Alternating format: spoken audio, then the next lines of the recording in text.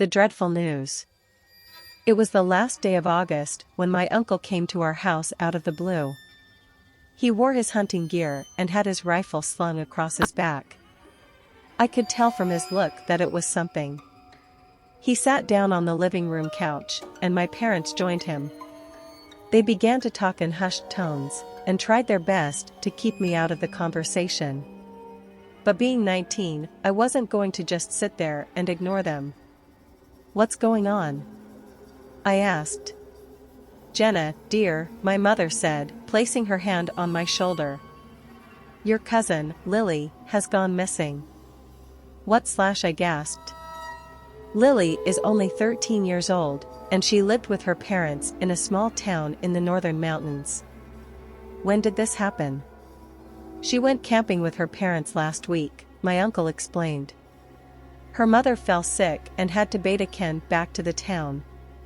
Lily and her father stayed behind. But the next day, when the father woke up, Lily was gone." "No one knows," said my uncle. "The father searched for her, but with no luck. He thinks she might have wandered off into the forest." "The forest?" I repeated. The forests up there were vast, dense, and full of dangerous wildlife. But worse, there were always rumors of something else that lurked within, something that the locals called the beast. "That's why I came here," my uncle continued. "I'm going to help in the search. But I need someone who knows the area well, and someone who can handle themselves in the wilderness." He looked at me, and I knew what he was about to ask. "Will you come with me, Jenna?" I took a deep breath. I was scared, of course. But I also knew that Lily was out there somewhere, alone, and possibly hurt. I couldn't just sit there and let my uncle and Lily's father go searching for her alone. "I'll do it," I said. Chapter 2. Into the Wilderness. The next day, we packed our bags and headed out. It was a long drive up the winding mountain roads until we reached the small town where Lily's parents lived. We met with Lil's father, who was exhausted, scared, and barely keeping it together. "I don't know where she could be," he said, trembling. "We were only camping for a day, and she never wandered too far the campsite."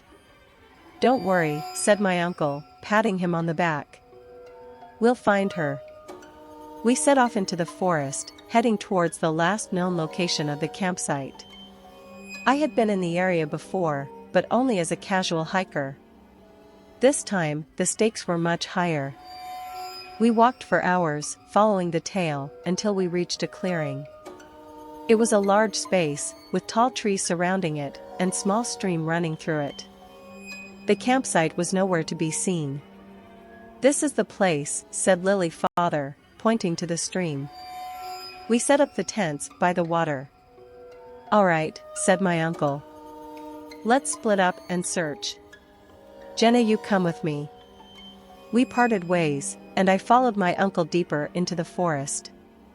The air was thick with humidity, and the ground was soft beneath our feet. I tried to focus on the task at hand, but my mind kept wandering to Lily, and what might have happened to her. We searched for what felt like hours, but found nothing. The sun began to set, and we decided to set up camp in the clearing. My uncle made a fire, and I cooked some canned food that we had brought along. We ate in silence, lost in our own thoughts. "I'll take the first watch," my uncle said as we finished our meal. "You get some sleep." "Thanks," I said tiredly. I crawled into my tent and zipped it up, but even with the sounds of the wilderness around me, I couldn't fall asleep. I kept thinking of Lily and what it would be like if she was never found. Then something stirred outside my tent. I froze. My heart racing. I listened carefully, but it was too dark to see anything. "Uncle?" I whispered. No answer. "Hello?" That's when I heard it. A soft, distant sound, like a bell ringing somewhere deep in the forest. Chapter 3. The Hunted. I don't know how long I waited, listening to that bell ringing in the distance. But eventually, I heard something else. A rustling sound, like something moving through the underbrush. "Uncle?" I whispered again. No answer. The rustling got closer, and I could hear something breathing. It was just outside. Still no answer. I unzipped my tent just a bit, and peered outside. What I saw made my blood run cold. A pair of glowing eyes stared back at me from the darkness, and I could hear the low growl of an animal. I quickly zipped my tent back up and tried to calm my breathing. Maybe it was just a wild animal, I told myself. But then I heard it again. The sound of that bell ringing in the distance, getting louder and closer. I knew I had to wake up my uncle. But as I reached for the zipper on my tent, something grabbed hold of it and started shaking it violently. I screamed and struggled to get free. But whatever it was too strong.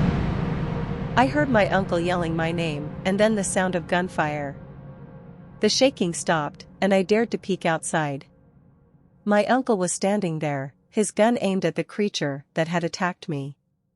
It was like nothing I had ever seen before. A hulking monstrous thing, covered in matted fur and razor-sharp claws.